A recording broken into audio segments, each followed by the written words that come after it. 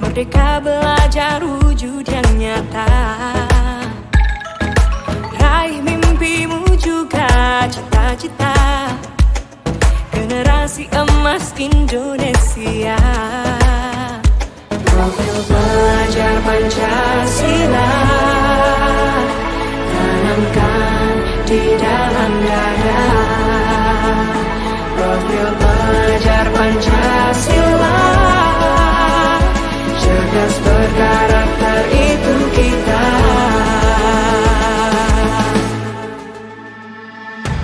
Beriman dan bertakwa pada Tuhan Yang Maha Esa.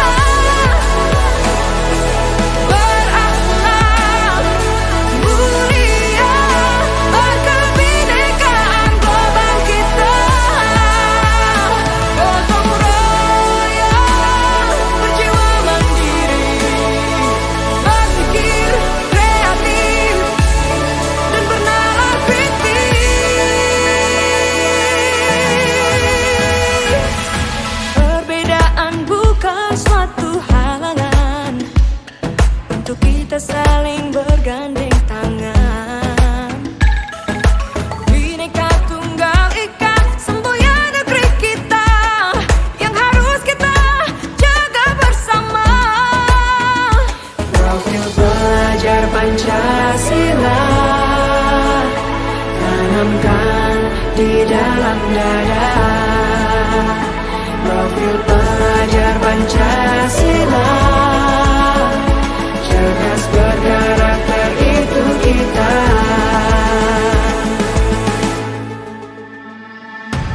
Beriman dan bertakwa pada Tuhan Yang Maha Esa. Berakhlak mulia, berkebinekaan global kita. Gotong royong, berjiwa mandiri, berpikir kreatif dan bernalar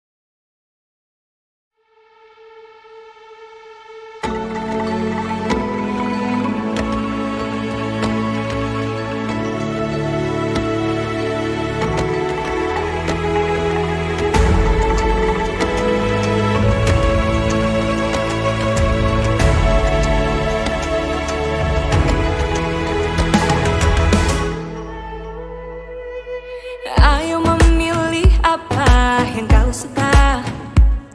Merdeka belajar wujud yang nyata. Raih mimpimu juga cita-cita. Generasi emas Indonesia. Profil pelajar Pancasila tanamkan di dalam dada. Profil pelajar Pancasila, cerdas berkarakter itu kita.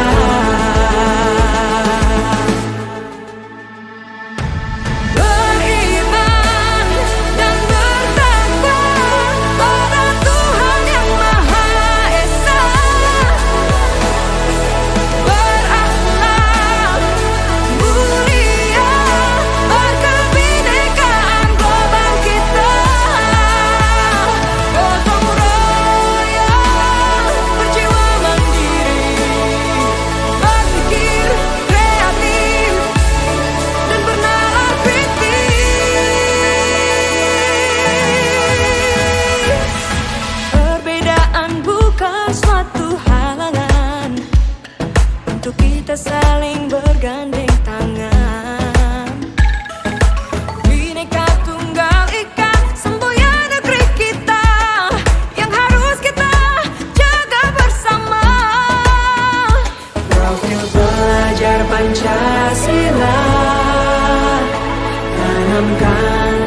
dalam dada. Profil pelajar Pancasila, cerdas berkarakter itu kita.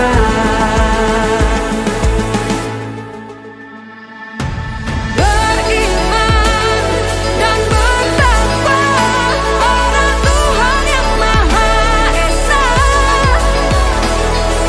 berakhlak mulia, berkebinekaan global kita. Gotong royong, berjiwa mandiri, berpikir kreatif dan bernalar kritis.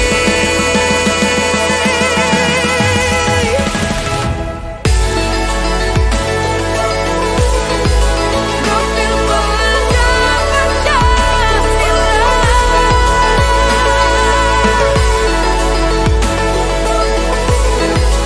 Profil pelajar Pancasila.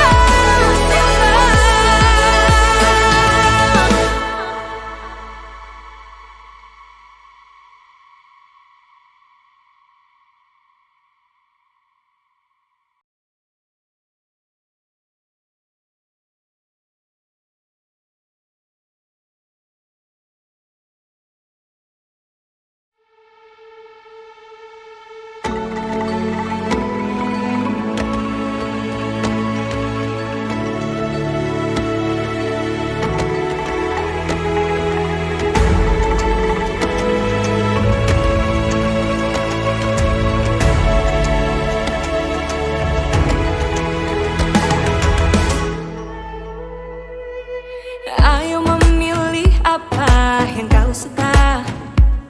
Merdeka belajar wujud yang nyata. Raih mimpimu juga cita-cita. Generasi emas Indonesia. Profil pelajar Pancasila, tanamkan di dalam dada. Profil pelajar Pancasila, cerdas berkarakter itu kita.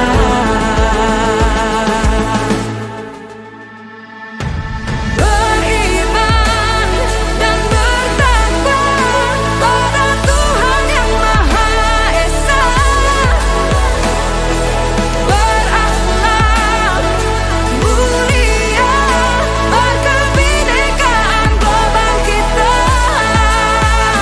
Gotong royong, berjiwa mandiri, berpikir kreatif dan bernalar kritis.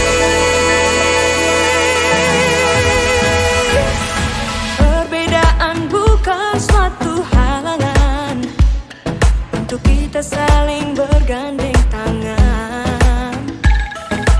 Bhinneka Tunggal Ika, semboyan negeri kita, yang harus kita jaga bersama.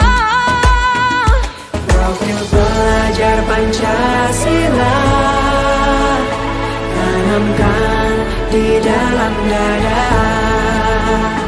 Profil pelajar Pancasila, cerdas berkarakter itu kita.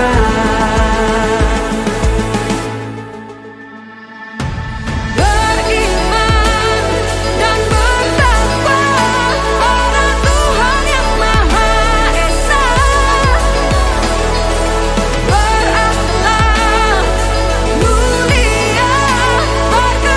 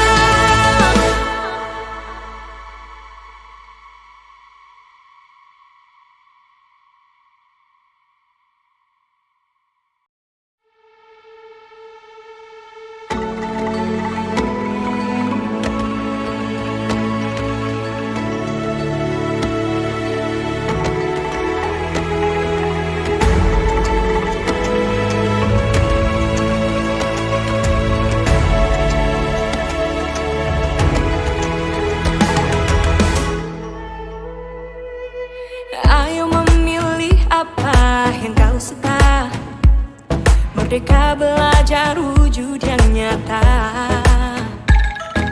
Raih mimpimu juga cita-cita. Generasi emas Indonesia. Profil pelajar Pancasila tanamkan di dalam dada. Profil pelajar Pancasila, cerdas berkarakter itu kita.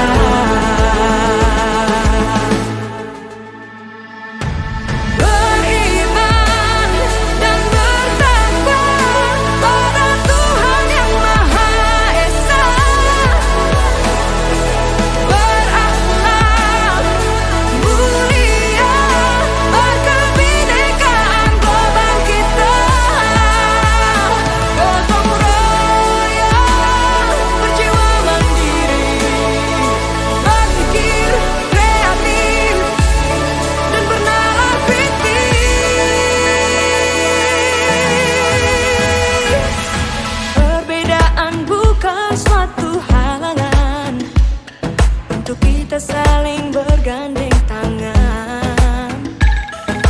Bhinneka Tunggal Ika, semboyan negeri kita, yang harus kita jaga bersama. Profil pelajar Pancasila tanamkan di dalam dada. Profil pelajar Pancasila, cerdas berkarakter itu kita.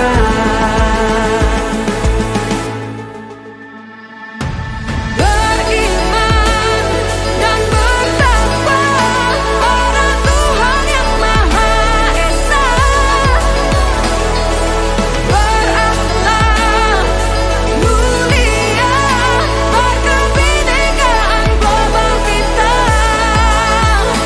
Gotong royong, berjiwa mandiri, berpikir kreatif, dan bernalar kritis.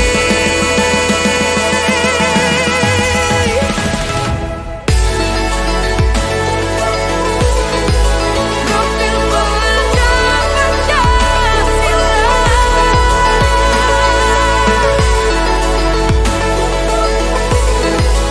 Profil pelajar Pancasila.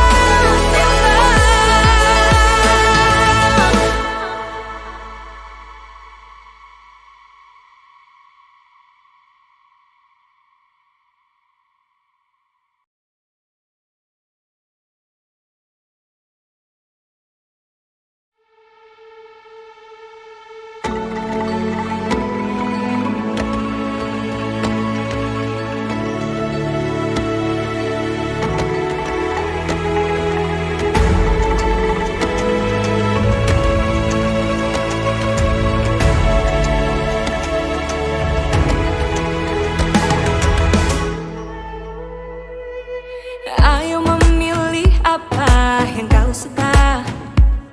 Merdeka belajar wujud yang nyata. Raih mimpimu juga cita-cita. Generasi emas Indonesia. Profil pelajar Pancasila tanamkan di dalam dada. Profil pelajar Pancasila, cerdas berkarakter itu kita.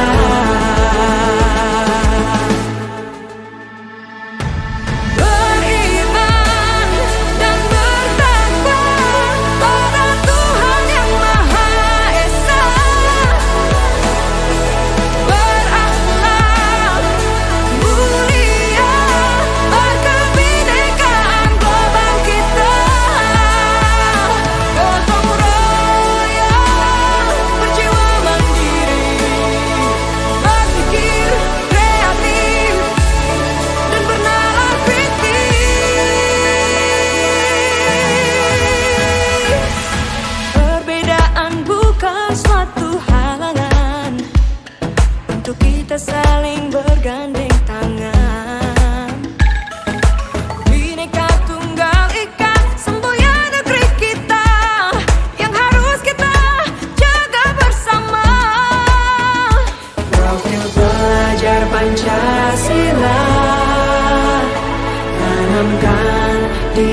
dalam dada. Profil pelajar Pancasila, cerdas berkarakter itu kita.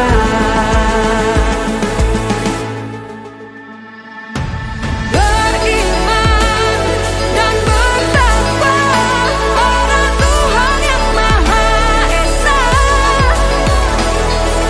berakhlak mulia, berkebinekaan global kita. Gotong royong, berjiwa mandiri, berpikir kreatif dan bernalar kritis.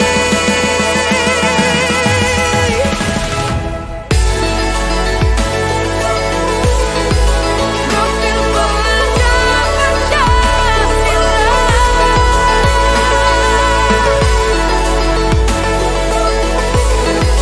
profil pelajar Pancasila.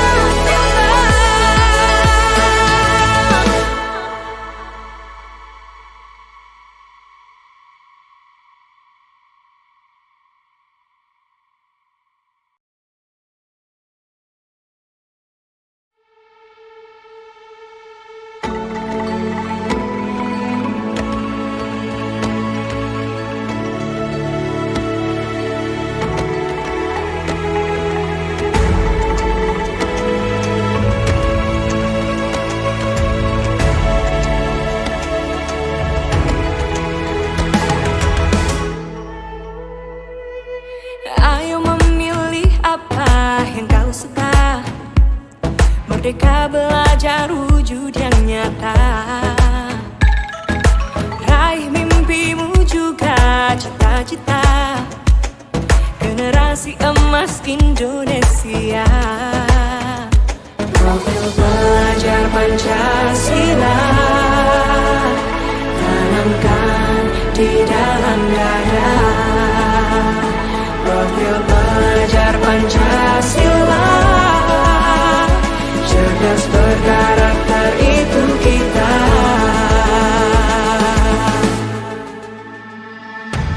Beriman dan bertakwa pada Tuhan yang Maha Esa,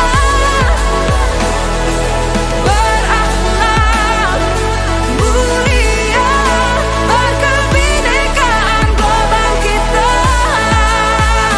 Gotong royong, berjiwa mandiri, berpikir kreatif dan bernalar kritis. Perbedaan bukan suatu halangan untuk kita saling bergandeng tangan. Bhinneka Tunggal Ika, semboyan negeri kita, yang harus kita jaga bersama. Profil pelajar Pancasila, tanamkan di dalam dada. Profil pelajar Pancasila, cerdas berkarakter itu kita.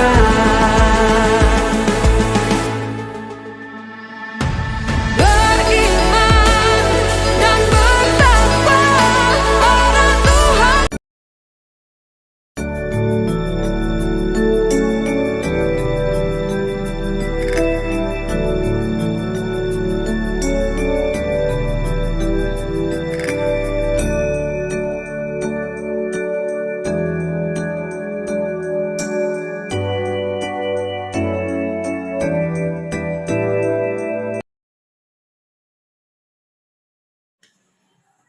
Assalamualaikum warahmatullahi wabarakatuh.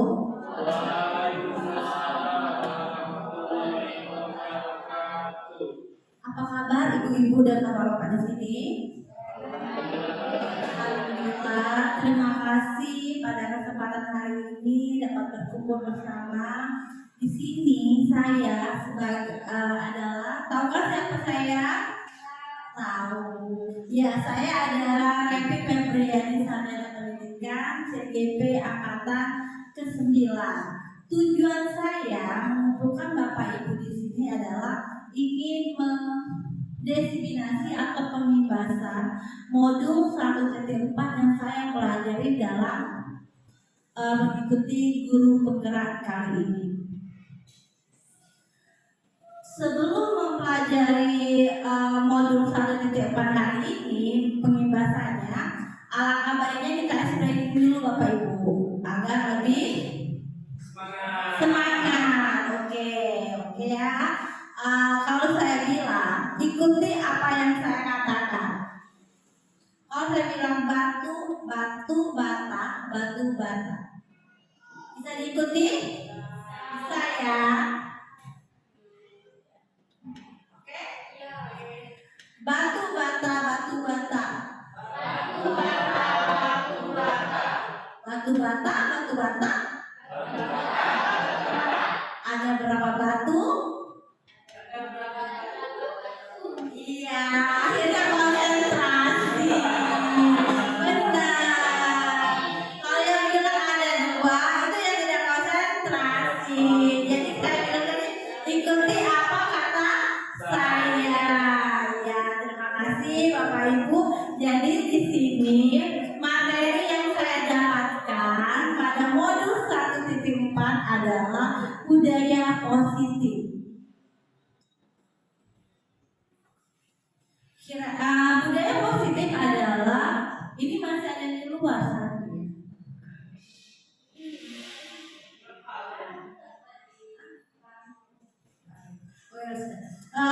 Budaya positif di sekolah yaitu nilai-nilai dan kebiasaan di sekolah yang berpihak pada peserta didik agar mereka dapat berkembang menjadi pribadi yang kritis, penuh hormat dan bertanggung jawab.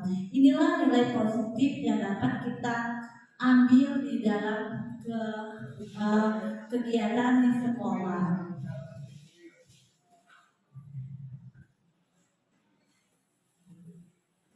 Ini perubahan yang akan kita pelajari, apa yang akan saya pelajari di modul 1.4 adalah untuk membangun budaya yang positif, sekolah perlu menyediakan lingkungan yang positif, aman dan nyaman agar murid mampu berpikir, bertindak dan menciptakan dengan merdeka, mandiri dan bertanggung jawab. Lazimnya disiplin dikaitkan dengan kontrol, dalam hal ini kontrol guru dalam menghadapi murid. Saya ada contoh kasus Bapak Ibu. Ini kasusnya, bisa dibaca? Kasus saya ada 2 orang. Kita ambil atau kita peranan satu contoh. Ada 2 orang. Satu memegang telapak tangannya dengan ada sesuatu yang sangat berharga di dalam tangannya. Misalnya Ibu Tutin, boleh di depan Ibu Tutin?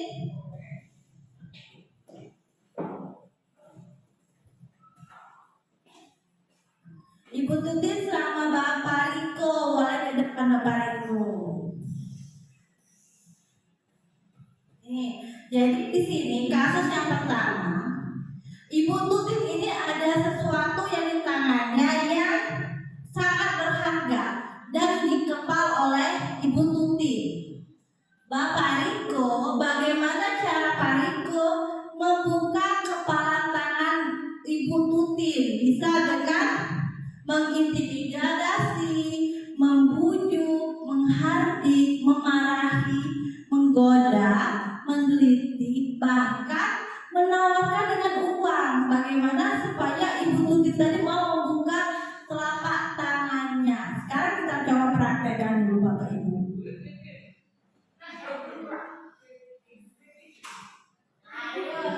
Satu aja Ibu.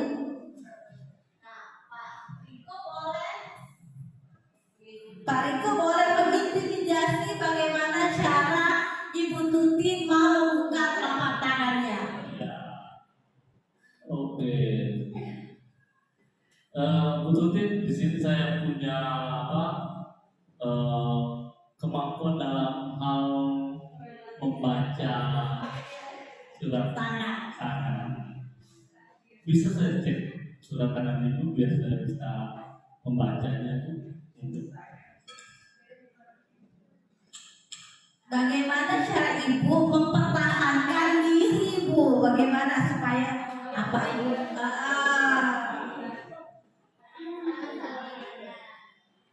bisa. Hah? Ya kalau dilihat dari tangan kakinya ibu, kalau saya lihat kalau untuk aktivitas sehari-harinya baik-baik. Untuk tangan kiri itu pun kayaknya untuk hari esok kita belum tahu karena belum dibuka. Dan lagi kembali ke Dengan cara selanjutnya selain dengan itu bisa nggak gimana cara menerima pena itu ketika saya memberikan kepada ibu?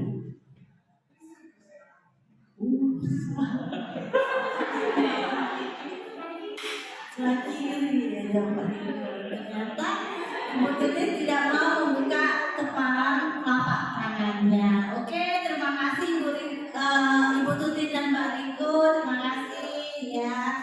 Jadi tadi kita lihat contoh kasus Ibu Tutin kan bagaimana mempertahankan diri, tidak mau membuka kepala telapak tangannya. Dan Pak Riko dia berusaha juga bagaimana Ibu Tutin mau membuka kepala telapak tangannya.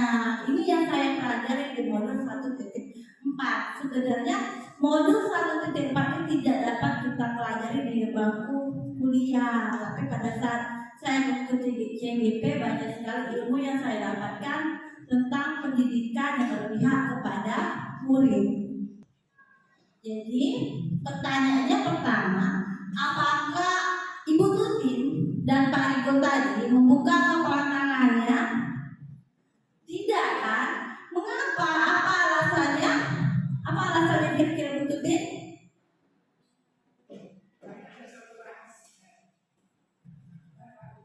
Baik, karena ada satu rahasia yang ada tersimpan di dalam tangan saya sebelah kiri. Iya, terima kasih Bu Tutin. Yang kedua, apakah Bu Tutin dan Pak Riko menutup kepala tangannya? Mengapa alasan Ibu Tutin dan Pak Riko tetap menutup kepala tangannya? Karena ada suatu rahasia. Ini yang kita namakan dengan kodrat, Bapak Ibu. Kontrol.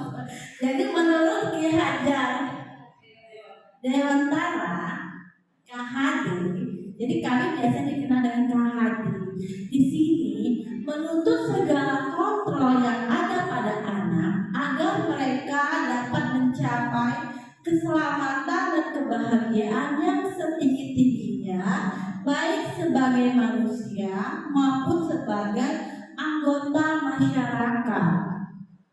Oleh sebab itu, pendidikan itu hanya dapat menuntun tumbuh dan hidupnya kekuatan kodrat yang ada pada anak agar dapat memperbaiki lakunya, bukan dasarnya, hidupnya, tumbuhnya, kekuatan kodrat anak. Jadi Ibu Tutin tadi dia sudah benar mempertahankan diri dengan tidak mau membuka kepala telapak tangan. Kenapa? Karena kontrol diri itu ada pada diri kita sendiri itu.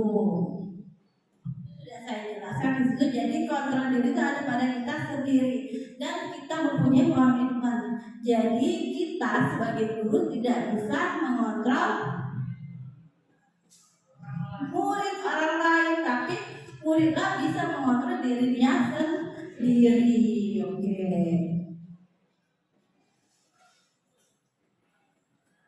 Ini perubahan paradigma teori kontrol atau ilustrasi kontrol yang selama ini kita lakukan. Ilusinya guru mengontrol murid dalam kegiatan ini biasanya guru itu dapat mengontrol murid yang bisa kita lakukan sehari-hari. Ilustrasi kedua, kritik membuat orang merasa bersalah, dapat menguatkan karakter. Yang ketiga, ilusi bahwa semua penguatan positif efektif dan bermanfaat, dan yang terakhir, ilusi bahwa orang dewasa memiliki hak untuk memaksa. Biasanya kita sebagai guru sedikit memaksa kehendak kita kepada siswa atau murid. Nih, sekarang kita, apa itu disiplin menurut Bapak Ibu? Boleh dijawab. Siapa yang bisa menjawab tentang makna disiplin? Boleh dijawab Bapak Ibu, apa itu disiplin? Ya, coba Ibu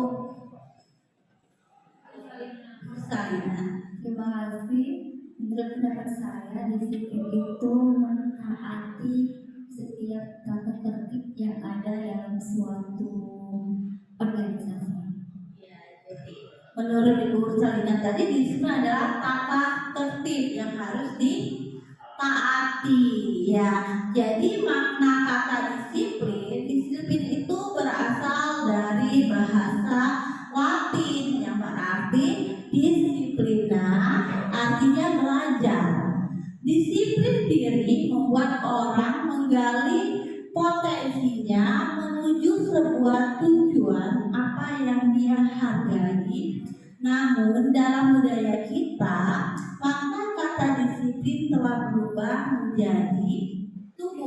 menjadi sesuatu yang dilakukan sesuai dengan seseorang pada orang lain untuk mendapatkan kepatuhan.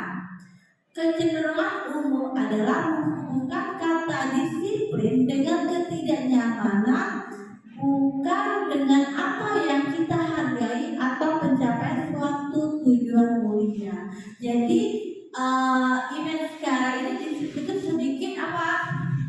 Sedikit ada kata sedikit memaksa dengan peraturan.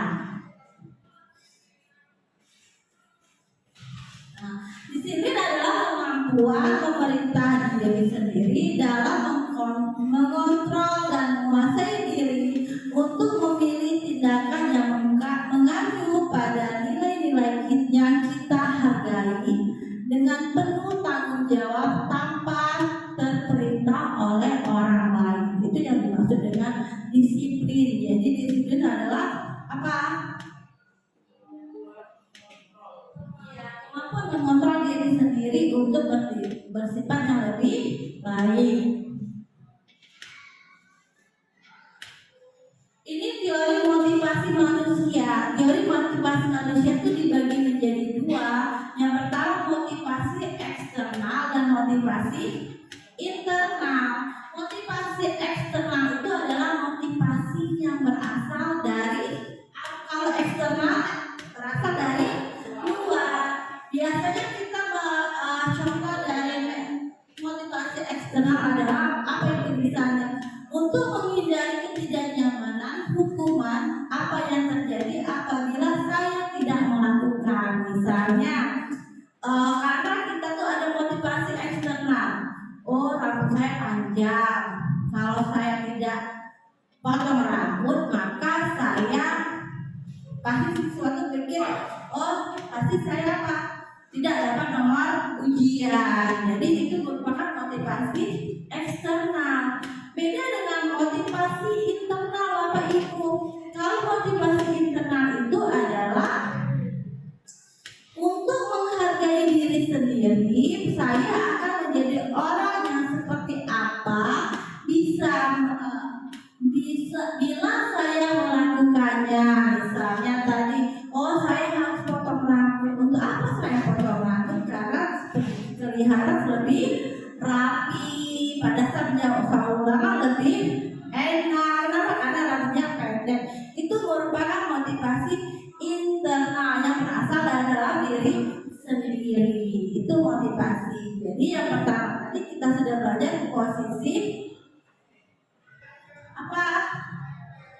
Posisi kontrol diri. Yang kedua tadi disiplin, dan yang ini ada teori motivasi. Nah, inilah yang dibedakan antara motivasi eksternal dan motivasi internal.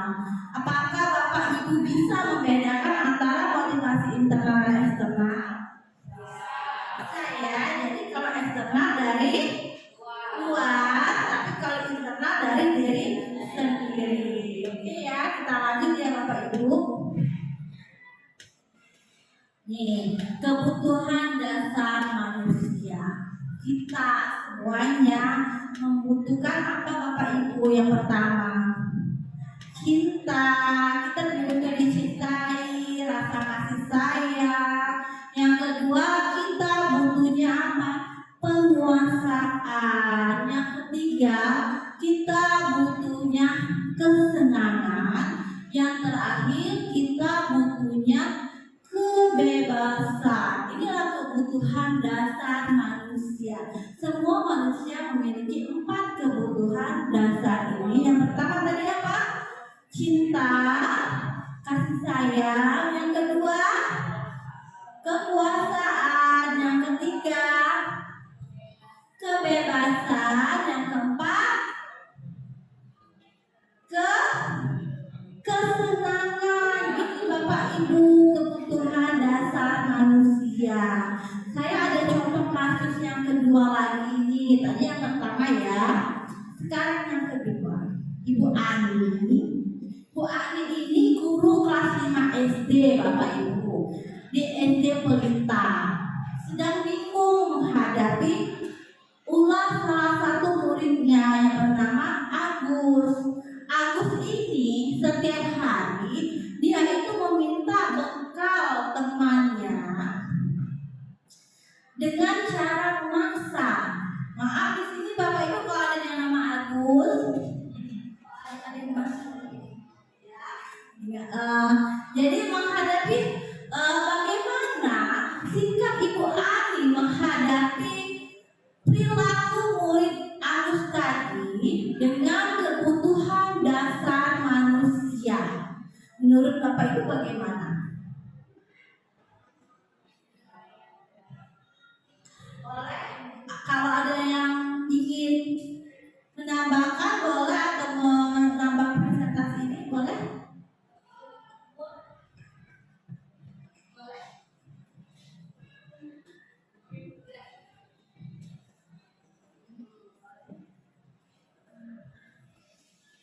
Menurut pendapat saya mengenai kasus Ibu Ani dan siswanya yang bernama Agus di kelas 5 SD Pelita HI. Agus ini seseorang yang memiliki sifat dasar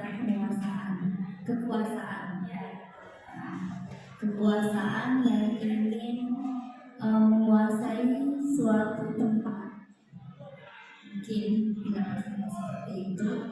Jadi seorang guru harus lebih memahami sifat dasar dari Agus tersebut. Seperti itu. Jadi kalau menurut Ibu tadi karena si Agus tadi ingin menguasai. Ada yang lain? Untuk menurut Bapak Ibu ada yang lain? Bapak Agus, menurut Ibu Ani tadi sikap Agus boleh Ibu? Mungkin saya bisa menambahkan. Saya rasa Ani Agus ini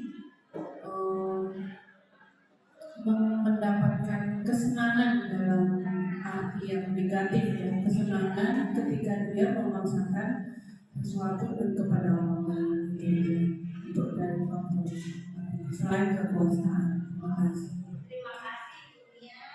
Terima kasih Bapak Ibu guru hebat. Jadi kita sebagai Ibu Ani tadi adalah tentang kekuasaan dan kesenangan. Di dalam konteks penerapan disiplin positif, Ibu Ani sebaiknya mencari tahu dulu alasan si Agus. Jadi Agus tadi dipanggil.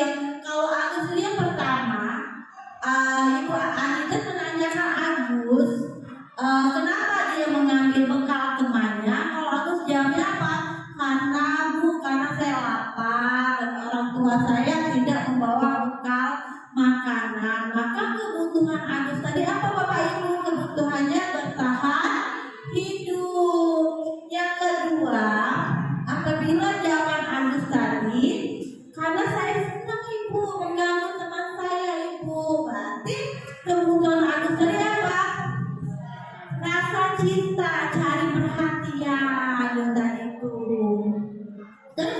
ketiga, apabila si Agus tadi dijawab karena saya merasa bosan ibu makanan yang dibawa orang tua saya itu saja, maka si Agus tadi kebutuhannya apa Bapak Ibu? Kebebasan. Dan yang terakhir, apabila jawaban si Agus karena dia iseng mengganggu temannya, maka kebutuhan Agus tadi apa? Kesenangan. Jadi kalau kita menghadapi kasus seperti ini, kita panggil dulu anak tadi dan kita investigasi apa yang dilakukan anak tersebut. Bisa menjadi kebutuhannya cinta kasih, apa tadi? Kesenangan, kebebasan, dan bertahan hidup. Itulah 4 kebutuhan dasar manusia. Sekarang kita ke materi yang selanjutnya adalah 5 posisi kontrol guru. Ini yang kita sebagai pendidik. Yang pertama ada penghukum. Guru itu ada penghukum Bapak Ibu. Yang kedua membuat rasa bersalah. Yang ketiga posisi guru sebagai teman. Dan yang keempat pemantau. Dan yang terakhir manajer. Menurut Bapak Ibu, selama ini menjadi guru, posisi mana yang paling Bapak Ibu lakukan selama menjadi guru?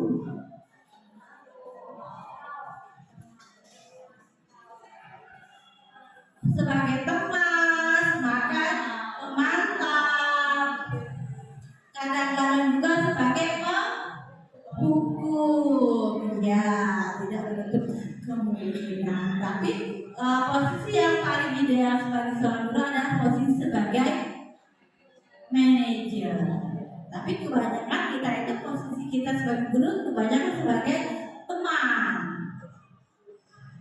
Ya, ini posisi kontrolnya pertanyaan dan si guru siapa yang menyatakan. Pertanyaan pertama, saya kecewa sekali dengan kamu. Itu biasanya kita guru seperti itu. Saya kecewa sekali dengan kamu. Maka posisi kontrol kita membuat rasa bersalah. Misal kita ambil contoh, ibu kasih apa sama ibu. Oke, ibu kena marah kepala sekolah kalau kamu rambutnya panjang. Itu merupakan membuat rasa bersalah. Yang kedua, kamu tidak pernah benar melakukan. Berarti itu adalah posisi kalau seorang penghukum. Yang ketiga, ayolah lakukan demi ibu. Berarti teman. Yang keempat, apakah kamu mau mendapatkan stiker bintang hari ini? Biasanya para anak TK yang kalau dikasih stiker bintang sangat senang. Itu apa sebagai pemantau. Terus yang selanjutnya, bagaimana kamu bisa menyelesaikan masalah ini? Itu yang paling ideal sebagai manajer.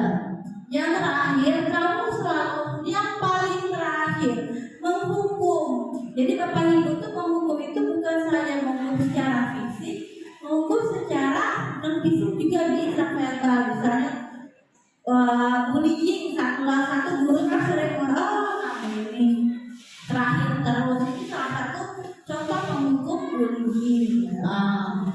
Posisi kontrak guru penghukum. Kita ada lagi materi, kita lanjut ya Bapak Ibu ya, sedikit lagi sekitar 2 lagi materi yang akan saya sampaikan di sini. Yang ini adalah budaya positif tentang keyakinan kelas. Keyakinan kelas itu menimbulkan budaya positif mulai dari peraturan kelas, berubah ke keyakinan kelas, lingkungan positif sehingga membentuk budaya positif di sekolah kita. Nih, keyakinan kelas. Kira-kira Bapak Ibu sudah belum melakukan keyakinan di kelas atau keyakinan pelajaran? Pernah belum Bapak Ibu? Benar, tapi kita tidak menyadari ternyata Jadi keyakinan kelas itu adalah nilai-nilai kebajikan atau prinsip universal yang disepakati secara bersama, lepas dari latar belakang, suku, bahasa, maupun agama. Menurut dosen, suatu keyakinan atau lebih memotivasi seorang dari dalam intrinsik seseorang akan lebih bersemangat untuk menjalankan keyakinan daripada hanya sekedar mengikuti serangkaian peraturan. Nah, Bapak Ibu, peraturan kelas ini adalah keyakinan kelas ini. Nih, keyakinan kelas ini adalah biasanya kita buat dulu sebagai wali kelas atau guru mata pelajaran sebelum memulai pelajaran di dalam kelas tersebut. Agar kenapa?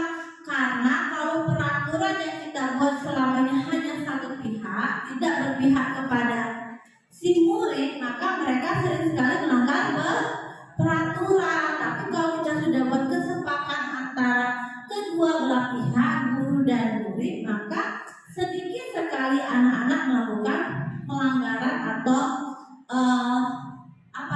pelanggaran dalam menegakkan aturan yang berlaku. Karena kenapa? Karena mereka tadi sudah membuat keyakinan kelas. Jadi bentuk keyakinan kelas itu bersifat abstrak daripada peraturan yang lebih rinci dan konkret. Yang kedua, keyakinan kelas berupa pertanyaan-pertanyaan yang universal. Pernyataan keyakinan kelas senantiasa dibuat dalam bentuk positif. Keyakinan kelas hendaknya tidak terlalu banyak Bapak Ibu sehingga mudah diingat dan dipahami. Semua warga kelas sebaiknya ikut berkontribusi dalam membuat kegiatan lewat curah pendapat, bersedia meninjau kembali keyakinan kelas dari waktu ke waktu. Biasanya keyakinan kelas ini kita buat kapan Bapak Ibu? Iya, pada saat awal pelajaran. Tapi bisa kita ubah lagi atau kita lihat lagi continue dari waktu ke waktu. Misalnya 3 bulan sekali, kira-kira benar nggak siswa tadi murid tadi melakukan keyakinan kelas? Kalau dia beda melakukan pelanggaran lagi, kita ubah lagi keyakinan kelas sehingga membentuklah suatu kesepakatan kelas. Ini peraturan dan keyakinan kelas. Misalnya peraturannya selalu kembalikan buku ke tempatnya. Berarti keyakinan kelasnya adalah tanggung jawab. Yang kedua, dilarang mengganggu orang lain. Keyakinan kelasnya menghormati. Yang ketiga, hadir di sekolah 15 menit sebelum pelajaran dimulai. Berarti apa Bapak Ibu? Menghormati orang lain, komitmen pada tujuan. Komitmen ini ya. Dilarang melakukan kekerasan, keselamatan. Dilarang menggunakan narkoba, kesehatan, bergantian atau menunjuk giliran. Berarti menghormati orang lain. Gunakan masker. Untuk apakah kita menggunakan masker? Kesehatan. Jangan berlari di koridor kelas. Untuk apa ini Bapak Ibu? Keselamatan. Itu jadi peraturan dan keyakinan kelas. Sehingga membuat kesepakatan kelas. Nah, materi kita yang terakhir adalah segitiga restitusi. Nih, segitiga restitusi sebenarnya setiap guru di sekolah sudah pernah menerapkan segitiga restitusi, tapi tidak tahu namanya selama ini. Oh, ternyata saya sudah menerapkan segitiga restitusi. Jadi segitiga restitusi itu adalah proses menciptakan kondisi bagi murid untuk memperbaiki kesalahan mereka sehingga mereka bisa kembali pada kelompok mereka dengan karakter yang lebih kuat. Melalui restitusi, guru dapat membangun murid menjadi lebih memiliki tujuan disiplin positif serta memulihkan dirinya setelah berbuat salah, membantu murid untuk jujur pada setiap diri dan mengevaluasi dampak dari kesalahan yang dilakukan, memberikan penawaran bukan paksaan. Ini merupakan segitiga restitusi. Segitiga restitusi itu terdiri dari 3. Yang pertama, menstabilkan identitas. Yang kedua, validasi tindakan yang salah. Yang ketiga, menanyakan keyakinan. Misalnya saya ambil contoh, ada anak yang tidak mengerjakan tugas. Kita membuat dulu restitusinya dengan cara apa? Menstabilkan identitas. Kita tanya dulu, kenapa kamu tidak membuat tugas? Biasanya dia bercerita. Setelah dia bercerita, kita tanya validasi masalah. Oh, ternyata dia tidak buat tugas tadi, ternyata ketiduran. Tuh. Terus sudah validasi masalah. Yang ketiga, menanyakan keyakinan. Keyakinan kelas tadi apa? Kira-kira kalau tidak buat tugas, bertanggung jawab. Maka keyakinan kelasnya ada bertanggung jawab. Nah, itu menstabilkan identitas yang pertama. Jadi berbuat salah itu tidak apa-apa. Itu yang biasanya kita lakukan ke anak. Kita pertanyakan masalah anak. Berbuat salah itu tidak apa-apa. Tidak ada manusia yang sempurna. Saya juga pernah melakukan kesalahan seperti itu. Kita kasih contoh, oh sengaja Bapak itu pernah juga melakukan kesalahan seperti itu. Kita bisa menyelesaikan ini. Bapak Ibu tertarik mencari solusi siapa yang salah. Yang terakhir, pertanyaan terakhir, Bapak Ibu ini mencari solusi dari permasalahan ini, kamu berhak merasa begitu. Ini adalah menstabilkan identitas. Yang tadi saya beri contoh tadi. Terus yang kedua, memvalidasi siapa yang salah. Ini pertanyaan yang biasa kita lakukan. Misalnya, padahal kamu bisa melakukan yang lebih buruk dari ini ya. Kamu pasti punya alasan mengapa hal itu bisa kamu lakukan. Dan yang terakhir, kamu patut bangga pada dirimu sendiri karena kamu telah melindungi sesuatu yang penting buat kamu. Itu memvalidasi tindakan yang salah. Yang terakhir, tahapan yang terakhir segitiga restitusi adalah menanyakan keyakinan Bapak Ibu. Jadi apa yang kita percayai sebagai kelas atau keluarga, apa nilai-nilai umum yang kita telah sepakati. Biasanya kita berhubungan dengan keyakinan kelas. Apa bayangan kita tentang kelas yang ideal? Kamu mau jadi apa, orang yang seperti apa? Nah, dari penjelasan saya tentang modul 1.4, mulai dari kontrol diri, disiplin, motivasi, apalagi Bapak Ibu, posisi kontrol, kebutuhan dasar manusia, dan yang terakhir segitiga restitusi. Apakah Bapak Ibu ada pertanyaan dari materi yang saya sampaikan hari ini?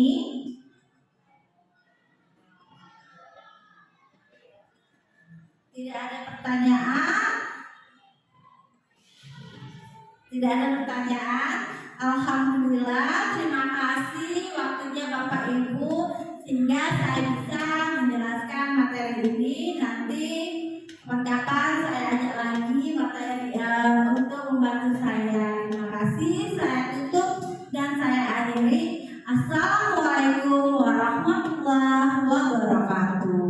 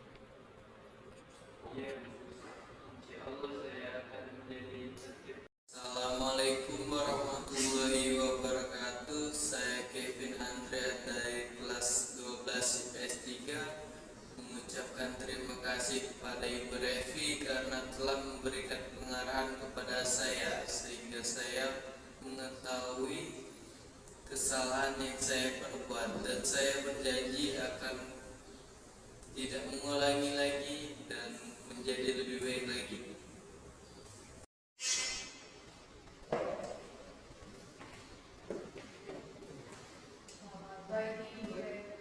Pagi, Tio, silakan duduk.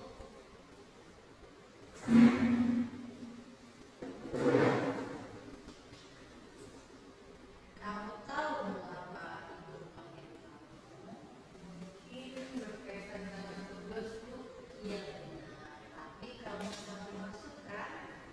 Ya, waktu seperti saya tidak mengumpulkan tugas. Tio, semua orang pernah melakukan kesalahan termasuk ibu. Namun setiap tindakan kita pasti ada alasannya. Kira-kira menurut ibu, kenapa kamu tidak mengumpulkan tugas? Kemarin saya scroll TikTok sampai jam 12 malam, sehingga akhirnya di kelas saya mengantuk. Kamu masih ingat kegiatan kelas kita? Masih ibu, Kalau kamu masih ingat, kira-kira apa keyakinan kelas yang tidak sesuai dengan kamu berbuat? kamu jawab. Nah, ternyata kamu tahu. Lalu apakah kamu punya solusi untuk masalah itu? Ada bu, pertama saya minta maaf karena tidak mengerjakan tugas dan mengumpulkan tugas. Kedua, saya tidak akan tidur terlalu larut malam, dan yang terakhir saya akan mengerjakan dan mengumpulkan tugas itu besok. Itu sangat apresiasi tentang tanggung jawab kamu dan kamu boleh istirahat. Terima kasih ibu. Selamat pagi, perkenalkan saya Diego Kristina dari 12 IPS 3. Saya ingin mengucapkan terima kasih kepada Bu Revi karena telah memberikan pengarahan kepada saya, sehingga saya menyadari kesalahan apa yang saya perbuat, dan saya berjanji tidak akan mengulangi kesalahan tersebut.